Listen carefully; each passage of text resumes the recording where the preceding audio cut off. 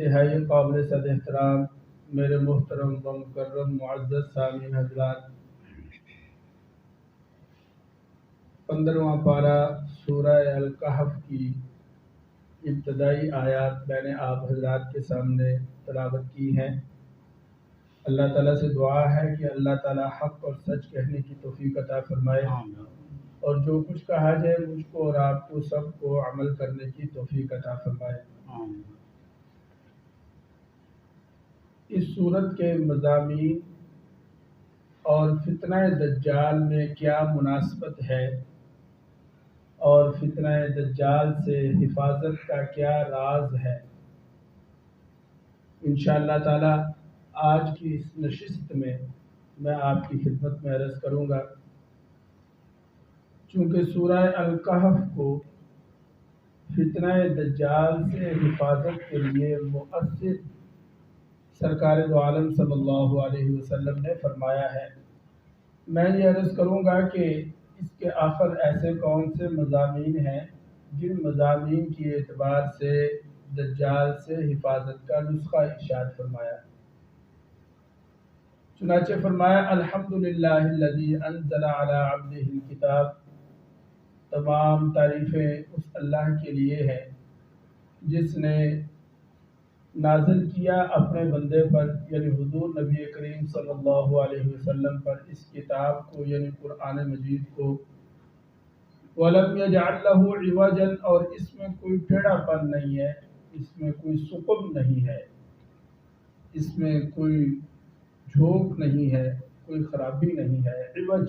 عوج کا معنی ہوتا ہے ٹیڑھا پن، قیماً سیدھی سیدھی، ٹھیک ٹھیک۔ میرے عزیزو دوستو، قرب قیامت میں ظاہر ہونے والے فتنوں میں سے سب سے بڑا فتنہ دجال کا فتنہ ہے۔ آج چونکہ جمعۃ المبارک ہے اور جمعۃ المبارک کے دن بالخصوص سورہ الکہف کی تلاوت کرنا اور آگے پیچھے بھی سورہ الکہف کی تلاوت کرتے رہنا اور اس کو ترجمہ کے ساتھ سمجھ کر پڑھنا، میں نے عرض کیا کہ انشاءاللہ تعالی دجال کے فتنوں سے حفاظت رہے گی۔ چنانچہ آخری دور میں جتنے بھی فتنے روح پذیر ہوں گے ان تمام فتن میں سے سب سے بڑا فتنہ دجال کا فتنہ قرار دیا گیا۔ اس سلسلہ میں مسلم شریف کی روایت ہے اور حضرت عمران ابن حسین رضی اللہ تعالیٰ عنہ راوی ہیں، فرماتے ہیں قال سمعت، میں نے سنا۔ آپ حضرات کے لیے یہ عرض کر دوں کہ جہاں کہیں بھی راوی سمعت کا لفظ استعمال کرتا ہے، بعض اوقات ایسا ہوتا ہے کہ راوی یہ کہہ رہے ہوتے ہیں قال رسول اللہ، فرمایا کہ رسول اللہ صلی اللہ علیہ وسلم نے فرمایا، لیکن اگر راوی یہ کہیں کہ سمعت رسول اللہ تو اس کا مطلب یہ ہوتا ہے کہ میں نے اپنے کانوں سے سنا، گویا کہ یہ حدیث بالکل متصل ہو گئی اور اس میں کسی قسم کی ضعف کا کوئی وہ پہلو نہیں رہا۔ فرماتے ہیں سمعت، میں نے اپنے کانوں سے سنا کہ رسول اللہ صلی اللہ علیہ وسلم نے ارشاد فرمایا ما بین خلق آدم الی قیام الساعۃ امر اکبر من الدجال، کہ جب سے آدم علیہ السلام کو پیدا کیا گیا، ان کی تخلیق کی گئی، اس وقت سے لے کے قیامت قائم ہونے تک سب سے بڑا اکبر من الدجال، سب سے بڑا جو فتنہ اور سب سے بڑا جو معاملہ ہوگا وہ دجال کا ہوگا۔ اور ایک روایت میں آتا ہے کہ سرکار فرماتے ہیں کہ کوئی نبی بھی ایسا نہیں آیا جس نے اپنی امت کو دجال اور دجال کے فتنوں سے بچنے کا حکم نہ دیا، کوئی نبی بھی، پہلے جتنے بھی انبیاء آئے۔ میں عرض کروں گا کہ دجال ہے کیا، یہ میں آگے عرض کروں گا، پھر آپ کے سامنے بات واضح ہوگی انشاءاللہ۔ فرمایا کہ کوئی نبی بھی ایسا نہیں ہے جس نے اپنی امت کو نہ ڈرایا ہو، لیکن کسی نبی کے دور میں دجال نہیں آیا، اب یہ فیصلہ ہو چکا ہے کہ وہ میرے دور میں آئے گا۔ تو اس سے بھی اس بات کی اہمیت کا اندازہ آپ حضرات کو ہو جانا چاہیے کہ یہ کتنا بڑا فتنہ ہے۔ سب سے پہلی بات یہ سمجھ لیں کہ ہم سمجھ رہے ہیں کہ دجال کے فتنے سے کوئی مشخص فتنہ مراد ہے۔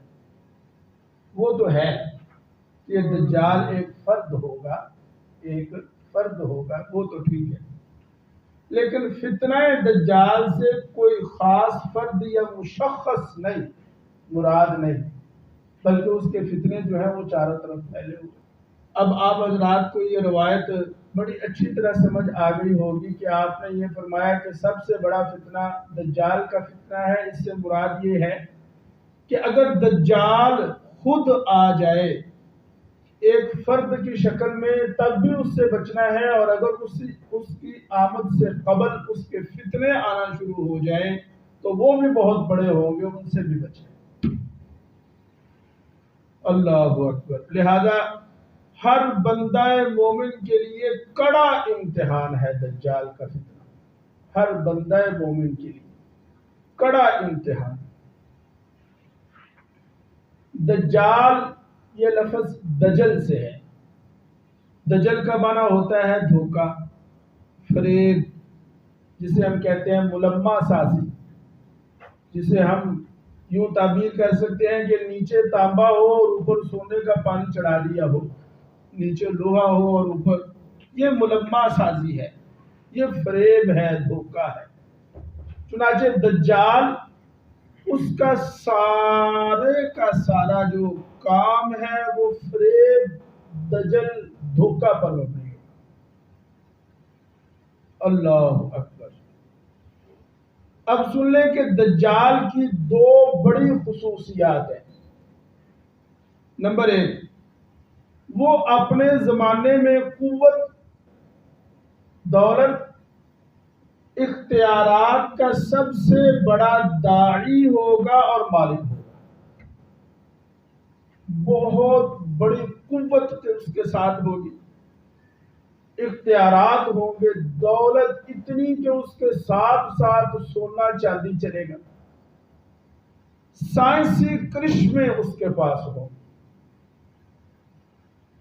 یہ یہاں پر ہمیں ایک دھوکہ لگتا ہے، ہم سمجھتے ہیں کہ شاید دجال کوئی مافوق الفطرت شخصیت ہوگی۔ نہیں، ایسا نہیں۔ کیوں جی؟ ایسا نہیں۔ دجال عام طریقے سے ہی پیدا ہوگا، جیسے ہم پیدا ہوئے ہیں ایسے ہی وہ رہے گا۔ البتہ یہ ہوگا کہ وہ چونکہ ایک فتنہ ہے، تیز آدمی ہوگا، وہ اپنی تیزی دکھاتے ہوئے دولت کے انبار لگائے گا، قوت، سائنسی کرشمے، شعبدہ بازیاں، اور پھر جنات اور شیاطین کے لشکر اس کے ساتھ، جنات اور شیاطین کے بڑے بڑے لشکر، اور دنیا کا بہت بڑا حصہ انسانوں کی شکل میں لشکر کی صورت میں اس کے ساتھ ہوگا۔ تو میں نے عرض کیا کہ دجال کی ایک خصوصیت یہ ہے کہ قوت اور دولت اس کے پاس ہوگی۔ نمبر دو، دوسری اس کی خصوصیت یہ ہے کہ وہ چیزوں کو دکھائے گا کچھ، ہوگا کچھ، حقیقت کچھ نظر آئے گا اور جناب صورت کچھ اور ہوگی۔ حقیقت اور صورت میں زمین و آسمان کا فرق ہوگا، یعنی وہی فریب، ہماری آنکھیں فریب کھائیں گی، دھوکہ کھائیں گی، نظر کچھ اور آ رہا ہوگا، جبکہ کیا ہے اس کی حقیقت کچھ اور ہوگی۔ اس کی میں آپ کو چلتے چلتے ایک چھوٹی سی مثال دے دیتا ہوں۔ یہ ہم نے روایت میں پڑھا سنا، آپ نے علماء سے سنا ہوا ہے کہ دجال لوگوں کے پاس آئے گا، ایک بستی کے پاس آئے گا، کسی مرد کو پکڑے گا اور اسے کہے گا کہ مجھ پر ایمان لے آؤ، مجھے خدا مان لو۔ وہ کہے گا مسلمان ہوگا، وہ کہے گا میں نہیں مانتا۔ اچھا، وہ یہ کہے گا کہ تمہارے ماں باپ کدھر ہیں؟ وہ کہے گا کہ وہ تو مر گئے، وہ تو مر گئے۔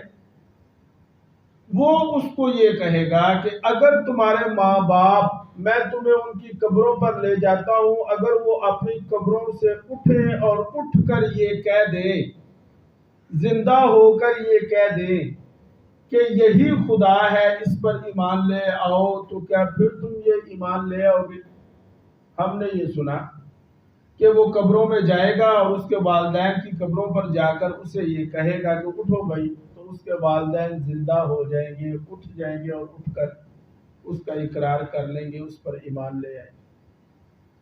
میری بات سمجھے آپ؟ یہ آپ نے بات سنی۔ حقیقت یہ نہیں ہوگی، میں نے کہا کہ فریب ہے سارا، حقیقت نہیں ہوگی میاں صاحب، ایسا نہیں ہوگا۔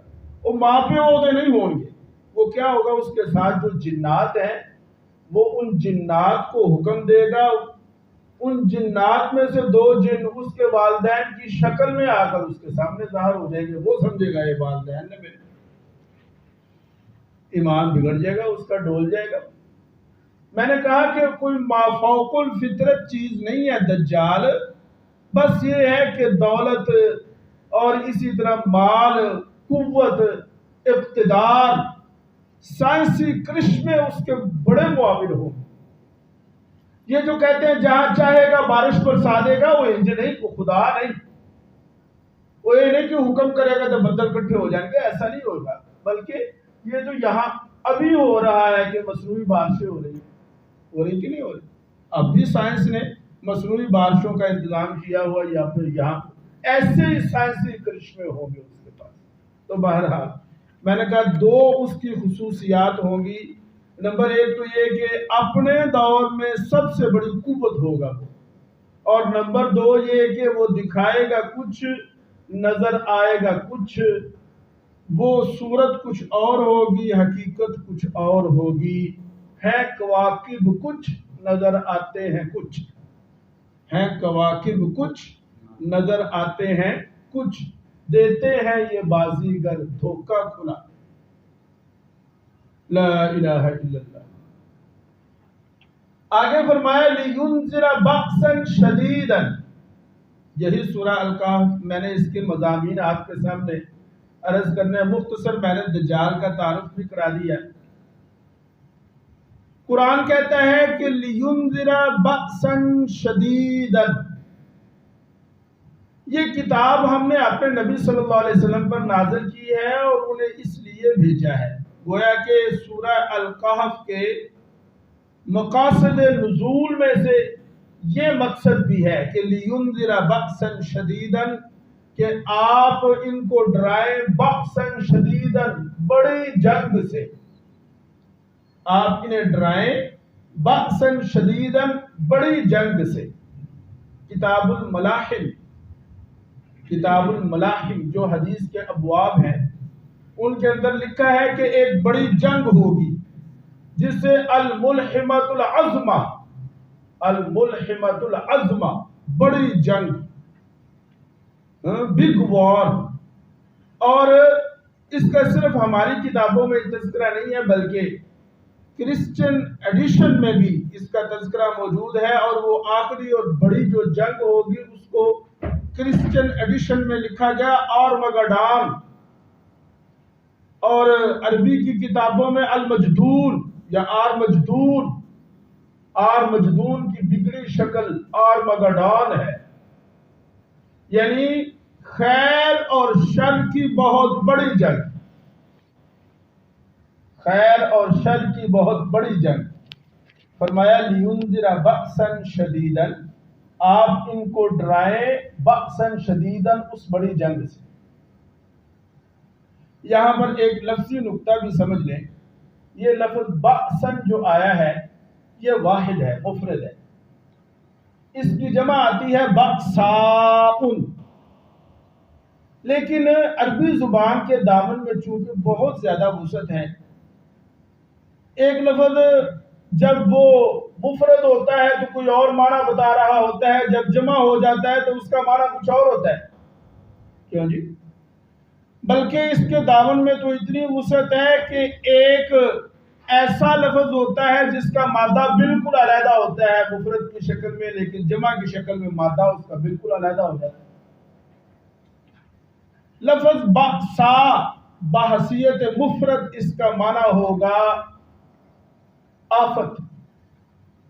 کیا جی؟ آفت. بحیثیت مفرد اس کا معنی ہوگا آفت یعنی جنگ. لیکن جب یہ بأسا لفظ ہو جائے گا، جمع ہو جائے گا، تو اس کا معنی جنگ نہیں کریں گے. قرآن پاک میں بأسا کا معنی بھوک، تنگی، افلاس، قحط یہ معنی کیے گئے. چنانچہ آپ نے وہ مشہور آیت بأسا والضراء وحین البأس لا الہ الا اللہ لینذر بأسا شدیدا من لدنہ ویبشر المؤمنین. توجہ کریں، بڑی اہم بات. میں نے کہا کہ سورہ الکہف کو کہ اس کے مضامین کو خاص اہمیت حاصل ہے دجال کے فتنوں سے حفاظت کے لیے. چنانچہ یہ آیت کہ آپ انہیں ڈرائیں، لِيُنذِرَ بَأْسًا شَدِيدًا مِّن لَّدُنْهُ وَيُبَشِّرَ الْمُؤْمِنِينَ الَّذِينَ يَعْمَلُونَ الصَّالِحَاتِ. ایسے ہی آپ خوشخبری دے دیجئے ایمان والوں کو، الذی ویبشر المؤمنین الذین یعملون الصالحات، کہ دجال کے فتنوں سے بچے گا وہ جو اعمال صالحہ اختیار کرے. ذرا آپ حضرات توجہ میری طرف کریں، بڑا اہم نقطہ ہے جس کی طرف میں آپ کی توجہ کرانا چاہتا ہوں. قرآن پاک میں جتنے بھی مقامات ہیں، اکثر مقامات پر جہاں کہیں بھی نجات کا ذکر فرمایا نا کہ تم جہنم سے بچو گے، عذاب سے بچو گے، وہاں دو چیزیں ارشاد فرمائی. نمبر ایک ایمان اور نمبر دو اعمال صالح. مشہور آیت الا الذین آمنوا وعملوا الصالحات. الا الذین، سورہ عصر میں کیا فرمایا؟ والعصر ان الانسان لفی خسر الا الذین آمنوا وعملوا الصالحات. ایمان اور اعمال صالحہ. اگر آپ میری بات سمجھ گئے ہیں تو میں اگلی بات عرض کرتا ہوں. میں نے کہا قرآن پاک میں بیشتر مقامات پر نجات کا جو فارمولہ بتایا گیا اس میں ایمان اور اعمال صالحہ دو چیزیں ذکر کی. لیکن یہاں پر دجال سے حفاظت کا جو نسخہ بتایا اس میں ایمان نہیں، اعمال صالحہ. وَيُبَشِّرَ الْمُؤْمِنِينَ الَّذِينَ يَعْمَلُونَ الصَّالِحَاتِ. اعمال صالحہ اس کا مطلب یہ ہے کہ دجال کا فتنہ کافروں پر تو ہوگا نہیں، وہ دیکھ گئی وہ نال نہیں. دجال کا فتنہ ہوگا ایمان والوں پر. کن پر بھائی؟ ایمان والوں. بولو ذرا. ایمان والوں پر. دجال کا حملہ ہوگا ایمان والوں پر، اور ایمان والوں میں سے دجال کے فتنوں سے وہ بچیں گے جو اعمال صالحہ کرتے ہوں گے. نرا کلمہ نہیں یہ کم دینا، نرا کلمہ. یہ اعمال صالحہ جو ہے نا، یہ ہماری نمازیں، یہ ہمارے روزے، یہ ہماری زکوٰۃ، یہ اچھے اعمال، یہ والدین کے ساتھ حسن سلوک، یہ جناب دعاؤں کا اہتمام، نوافل کا اہتمام، تسبیحات کا اہتمام، یہ ساری چیزیں ہمیں چاروں طرف سے گھیر لیں گی. ہم دجال کو نظر نہیں آئیں گے، نہیں حملہ کر سکے گا. یہ چیزیں ہماری حفاظت کریں گی. قرآن پاک کی اس آیت سے تو یہی معلوم ہو رہا ہے کہ اگر ہم دجال کے فتنوں سے بچنا چاہتے ہیں تو پھر مسجد کے ساتھ ہمیں اپنی لو لگانی پڑے گی. نرا ایمان کم نہیں جے دینا. وہ سارے ایمان والے ہی ہو رہے نے جڑے ایمان تو پھر کے تو وہ تے ایمان لے آؤ گے. وہ کافراں دا تے انہاں دا حملہ ہونا ہی نہیں. میں تو بتا رہا ہوں کہ کافر تو اس کا ٹارگٹ ہی نہیں ہے. ہاں اس کا ٹارگٹ ہے ایمان والے. ایمان والوں میں جو تو بے عملی اور بد عملی کا شکار ہیں وہ اس کا شکار ہو جائیں گے، اور جو اعمال صالحہ پر کاربند ہوں گے وہ اس کے حملے سے بچ جائیں. چنانچہ اس آیت میں یہی چیز بتائی. وَيُبَشِّرَ الْمُؤْمِنِينَ الَّذِينَ يَعْمَلُونَ الصَّالِحَاتِ. یہ میں نے آپ کو فرق سمجھا دیا. آگے چلیں. دجالی فتنہ کیا ہے؟ دجالی فتنہ میں کہوں گا اس کو میں تقسیم کر دوں گا دو طرح کا ہے.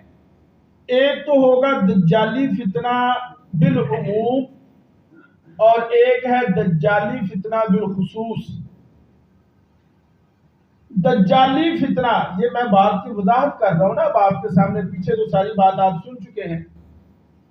دجالی فتنہ بالعموم نمبر ایک، پہلی قسم دجالی فتنہ بالعموم. دجالی فتنہ بالعموم کیا ہے؟ توجہ کریں. میں نے دجال کا معنی کیا کیا تھا؟ کثرت طاقت اور اس کی حرکت. کھڑا کر دینا چاہیے تو سارے. میں نے دجال کا معنی کیا تھا فریب، دھوکہ، دجال. چنانچہ دجالی فتنہ بالعموم کا مطلب یہ ہے کہ جو بھی فریب کرے. کیوں جی؟ جو بھی فریب کرے وہ دجالی فتنہ ہے. اچھا اسی ہن اونوں اڑیکتے رہیے کہ وہ آوے تے تاں او تو بچیے. لہذا دجالی فتنہ بالعموم کا مطلب یہ ہے کہ جو بھی فریب کرے، ہاتھ سے کرے، زبان سے کرے، اپنے اعمال سے کرے، جو بھی فریب کرے گا، جو بھی دھوکہ دہی کرے گا، وہ دجالی فتنہ کا گزیدہ ہے، ڈھسا ہوا ہے. وہ دجال کا اعلی کار ہے. ایک روایت میں 30 کے قریب دجال ہوں گے. لہذا انہیں نے جدو آنا ہے سو آنا ہے، انہیں پہلا اپنے کرندے کا چھٹے. اور دجال کا معنی ہے فریب. مفہوم یہ ہوگا کہ جو بھی فریب کرے، ہاتھ سے کرے، زبان سے کرے، اپنے اعمال سے کرے، وہ دجالی فتنہ کا گزیدہ ہے، دجال کا اعلی کار ہے. اس کی میں آپ کو ایک مثال دے دیتا ہوں. مثلا نبی نہیں لیکن نبیوں والا لباس پہن لیا تو وہ کیا ہے؟ فریب ہے نا جی. وہ کیا ہے جی؟ نبی تو آپ کے بعد نہیں آنا. سرکار نے فرمایا انا خاتم النبیین، میں آخری نبی ہوں، لا نبی بعد، میرے بعد نبی نہیں ہونا. اب اگر کوئی نبوت کا دعویٰ کرے، اب اگر کوئی نبوت کا لبادہ اوڑے، وہ کذاب دجال تو ہو سکتا ہے، نبی نہیں ہو سکتا. یہ میں نے آپ کو مثال دے دی. تو چنانچہ یہ ہوگا دجالی فتنہ بالعموم. ایک ہے دجالی فتنہ بالخصوص. بالخصوص دجالی فتنہ کیا ہے؟ توجہ کر لیں، بڑی ہی اہم بات. دجالی فتنہ کا اثر یہ ہے کہ مادہ پرستی غالب ہو جائے. ہمارے اخلاق، ہمارے افکار، ہمارے اقدار، ہماری ویلیوز، ہمارا رہن سہن، ہر چیز میں مادہ پرستی کی چھاپ ہوگی. یہ دجالی فتنہ ہے.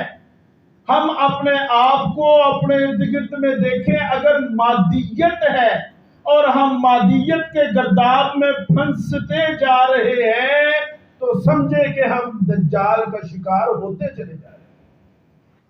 مطلب تو انوپلے خرب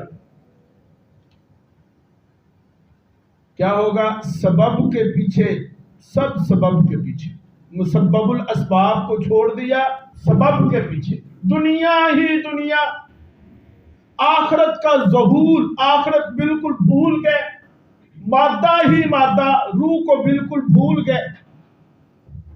اگر ایسا ہے تو ہم دجال کے شکنجے میں پھنستے چلے جا رہے ہیں. میں کیا انہوں نہ اڑیکو، ہم دجال کے پنجے میں پھنستے چلے جا رہے ہیں اگر مادیت پرستی کے شکار ہیں. آگے اللہ تعالیٰ نے اسی رکوع میں آگے کیا فرمایا؟ اِنَّا جَعَلْنَا مَا عَلَى الْأَرْضِ زِينَةً لَهَا لِنَبْلُوَهُمْ أَيُّهُمْ أَحْسَنُ عَمَلًا. تم مادیت پرستی کے شکار ہوتے جا رہے ہو، حالانکہ اس کائنات کو بنانے والا یہ کہہ رہا ہے انا جعلنا ما علی الارض زینۃ، ہم نے زمین کے اندر جتنی بھی چیزیں ہیں انہیں مزین کر دیا، انہیں گہنا دیا ہے، انہیں تمہارے سامنے خوبصورت کر کے پیش کیا جا رہا ہے، یہ مزین ہے۔ اور ان کو مزین کیوں کیا؟ لنبلوہم ایہم احسن عملا، تاکہ ہم آزما سکیں کہ کون اچھے عمل کرے۔ اللہ اکبر۔ لہذا ساری دجالیت کی جڑ مادہ پرستی ہے۔ کیوں بھائی؟ ساری دجالیت کی جڑ کیا ہے؟ مادہ پرستی، دنیا ہی دنیا، اسی دوڑ میں، اسی کام میں مگر کہ دنیا ہم اکٹھی کر سکے، یہ ساری کی ساری دجالیت ہے، کیونکہ دجالیت کی جڑ ہے مادہ پرستی۔ اور مادیت پرستی کی علامت آج کے دور میں ہمارے سامنے یہودیت اور مسیحیت ہے۔ موجودہ یہودیت مسیحیت پولزم میں تبدیل ہو چکی ہے، ان کا اپنا کچھ نہیں رہا، اور بڑے افسوس کے ساتھ یہ کہنا پڑ رہا ہے کہ ہم ایسے لوگوں کی پیروی کرنے میں لگے ہوئے ہیں جن کا اپنا ہے ہی نہیں کچھ۔ یہودیت اور عیسائیت پولزم میں تبدیل ہو چکی ہے، اور جس کی بنیاد تثلیث پر ہے کہ مسیح کو اللہ کا بیٹا قرار دے دیا جائے، اور پھر انہوں نے یہ کہا کہ مسیح علیہ السلام سولی پر چڑھ کر ہمارے گناہوں کا کفارہ ہو گئے۔ چنانچہ آج یہودیت اور مسیحیت کا یہ ذہن ہے کہ ہم جو مرضی کرتے پھریں، عیسیٰ علیہ السلام سولی تے چڑھ کے ساڈا کفارہ دے گئے، لہذا ہماری پیش کی معافی ہو چکی ہے، اسی بخشے بخشائے۔ چنانچہ ادھر توجہ کریں، اس نظریے کی بنیاد پر انہوں نے جو بہت برا اور گھنونا کام کیا وہ یہ تھا کہ شریعت کو ساقط کر دیا۔ شریعت کوئی شریعت نہیں، بلکہ انہوں نے اپنے پورے دین کو اپنے پوپ کے حوالے کر دیا۔ اب پوپ جو ہے وہ جو چاہے فیصلہ کرے، جناب جس چیز کو چاہے حلال کر دے، جس چیز کو چاہے حرام کر دے۔ ان ساری چیزوں نے مل کر نفس مذہب کو قابل نفرت بنا دیا۔ ان ساری چیزوں نے مل کر مذہب کو کہ شریعت ساقط کر دی، اور اس بات کو رواج دیا کہ ہم اپنی مرضی کی زندگی گزاریں گے، پوپ جس کو چاہے حلال کر دے، جس کو چاہے حرام کر دے، شریعت ہے کوئی نہیں، کتاب ہے کوئی نہیں۔ چنانچہ یورپ کے لوگوں، نوجوانوں کے اندر مذہب کے خلاف نفرت پیدا ہونے لگی، مذہب بیزاری عام ہو گئی۔ یورپ کی عوام مذہب سے شدید نفرت کرتی ہے، لبرلزم۔ ہمارے یہاں بھی یہ کیا جا رہا ہے۔ ہمارے یہاں کچھ نہ کچھ دین، شریعت چلو موجود تو ہے، نافذ اگرچہ نہیں۔ اب اس کے لیے جو راستہ ہموار کیا گیا، اس کے لیے انتہائی پرفریب 3 نعرے لگائے۔ کتنے نعرے جی؟ 3 نعرے لگائے، انتہائی پرفریب نعرے۔ پہلا نعرہ کہ اسلام امن کا درس دیتا ہے، اسلام، یہ نعرہ لگایا گیا۔ اچھا، اس چکر میں ہم نے ہماری مسلم دنیا کی آدھی آبادی ختم ہو چکی ہے۔ اس چکر افغانستان، فلسطین، کشمیر کہ اسلام امن کا درس دیتا ہے۔ میں نے کہا ٹھیک ہے، اسلام امن کا درس دیتا ہے، لیکن اسلام امن کا درس دیتا ہے حالت امن میں۔ ایک ہی گل ہے کہ ساڈے بوئے تے کوئی آ جائے ਸਾਡੇ ਘਰ ਦੇ ਅੰਦਰ ਘੁਸ ਕੇ ਇੱਜ਼ਤਾਂ ਨੂੰ ਤਾਤਾਲ करे, ਸਾਨੂੰ मारे और कत्ल करे, ਤੇ ਅਸੀਂ ਆਖੀ ਕਿ ਇਸਲਾਮ ਅਮਨ ਦਾ ਦਰਸ ਦਿੰਦਾ ਹੈ। अब अमन नहीं है, अब जंग लाजम है। इकबाल ने कहा बताऊं तुमको कि तारीख उमम क्या है, बताओ बताऊं तुमको कि तारीख उमम क्या है। शमशीरो सना नव्वल तौसो रुबाबा खत। इस्लाम अमन का दरस देता है, देंदा है। कौन कहता नहीं देंदा, लेकिन हम अमन करेंगे तब जब अमन की हालत होगी। कोई साढ़े ते चढ़ता है पे ऐसी आखिए कि इस्लाम अमन का दरस देता है। एक तो ये नारा लगाया गया। दूसरा नारा कि पर्दा दिल का होना चाहिए। क्या जी? पर्दा दिल का। अच्छा, इस नारे के चक्कर दे विच अद्धी मुसलमान आबादी नंगी हो चुकी। और जी पर्दा दिल दा अखा जो मर्जी पिया करे। और तीसरा जो नारा लगाया गया वो क्या था? मेरा जिस्म मेरी मर्जी। मेरा जिस्म मेरी मर्जी का मतलब ये है कि यहां भी शरीयत साकित हो जाए, मुअत्तल हो जाए, दीन की जरूरत ही ना रहे, जिसका जो दिल चाहे वो करे। कोई गल नहीं यार।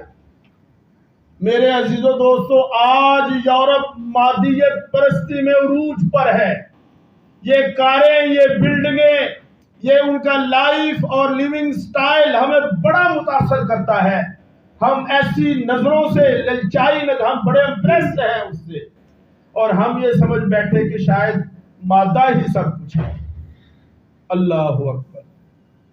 लिहाजा इस सूरत के इब्तिदा में तो ये फरमा दिया जो मैंने जिक्र किया, और आखिरी रुकू में क्या फरमाया? फरमाया कुल हल नुनब्बिउकुम बिल अक्सरीना आमाला। बताइए इनको कौन है वो लोग जो अपने आमाल के एतबार से खसारे में हैं। अल्लज़ीना ज़ल्ला सअयुहुम फिल हयातिद दुनिया, जो बड़ी कोशिश कर रहे हैं, बड़ी मेहनत कर रहे हैं। भाग दौड़ तो हम सब कर रहे हैं ना, क्यों भाई? भाग दौड़ तो हम सब कर रहे हैं, लेकिन किसकी मेहनत, कौन है वो? फरमाया वहुम यहसबूना अन्नहुम युहसिनूना सुना, और वो ये समझ रहे हैं कि शायद वो अच्छा अमल कर रहे हैं, हालांकि उनके अमाल जाया हो रहे हैं। फरमाया ए नबी जी आप बताएं इनको वो कौन लोग हैं। फरमाया वो लोग हैं कि फहबितत अमालुहुम, जिनके अमाल जाया हो गए। मकसद आखिरत नहीं, दुनिया ही दुनिया। कोई खैराती इदारा बना दिया, कोई फाउंडेशन, कहीं पे सबील लगा दी, कहीं पे कोई अच्छा काम, कोई पनाहगाह बनवा छड़ी। अगर मकसद आखिरत है तो ठीक है, वरना क्या है? फहबितत अमाल। अब आप हज़रात नोट करें कि असल दज्जाल है क्या। इधर तवज्जो करें। असल दज्जाल ये दुनिया और हयात दुनियावी है। उन्हें तो जो होना है सो होना है। असल दज्जाल ये दुनिया और हयात दुनियावी है। दज्जाल के आने का मकसद क्या होगा जी? दज्जाल के आने का मकसद ये होगा कि वो लोगों को अल्लाह से दूर करेगा, अपनी तरफ लाएगा। क्यों भाई? इंज करेगा ना, इंसान को अल्लाह से दूर करेगा, अपनी तरफ लाएगा।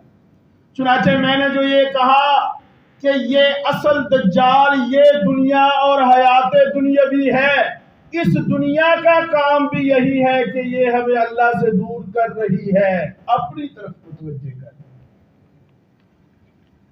आखिरत से गाफिल कर रही है, ये अपने अंदर गुम कर रही है, ये हमें अपने गर्दाब में फंसा रही है, हम इसमें गुम हो रहे हैं। काफिर की ये पहचान कि वो आफाक में है गुम, और मोमिन की ये पहचान कि गुम उसमें आफाक है। और ये आखिरी टच, जितना इस दुनिया के हुस्न में इजाफा होता जाएगा ना जी, तो भाई जितना इस दुनिया के हुस्न में इजाफा होता जाएगा ना, उतनी ही इसकी दज्जालियत शदीद होती है। जितना इस दुनिया के हुस्न में इजाफा होगा, उतना ये हमें अल्लाह से दूर करेगा। जितना फिर जान बड़ी मुश्किल न निकलनी जे मैं दस दे, کیونکہ جانیں ہم نے جہاں جہاں پھنسائی ہوئی ہیں وہاں سے نکلیں گی. وہ ایک اللہ والے جا رہے تھے، ایک پنساری کی دکان تھی، وہ سامنے کھڑے ہو گئے. تو پنساری نے کہا کیسے کیا دیکھ رہے ہو؟ اس نے کہا آپ نے دیکھا پنساری کے نا وہ ڈبے بنے ہوتے ہیں، وہ مختلف جڑی بوٹیاں، وہ کسی پہ لکھا ہوا ہے مطلب جڑی بوٹیوں کے نام لکھے ہوتے ہیں ایسے دیواروں پہ. اس نے کہا میں دیکھ رہا ہوں اتنے چاروں طرف ڈبے ہیں، ہر ڈبے میں تمہاری جان پھنسی ہوئی ہے، کیسے نکلی؟ ہماری جان دولت میں، مال میں، فیکٹری میں، دکان میں، کاروبار میں، بچوں میں، گھر والوں میں، رشتہ داروں میں پھنسی ہوئی ہے، کیویں نکلے گی؟ لہذا جتنا یہ دنیا حسین ہوتی جائے گی اتنا ہی اس کی دجالیت شدید ہوتی جائے گی. اللہ تعالیٰ سے دعا ہے کہ اللہ تعالیٰ عمل کی توفیق دے.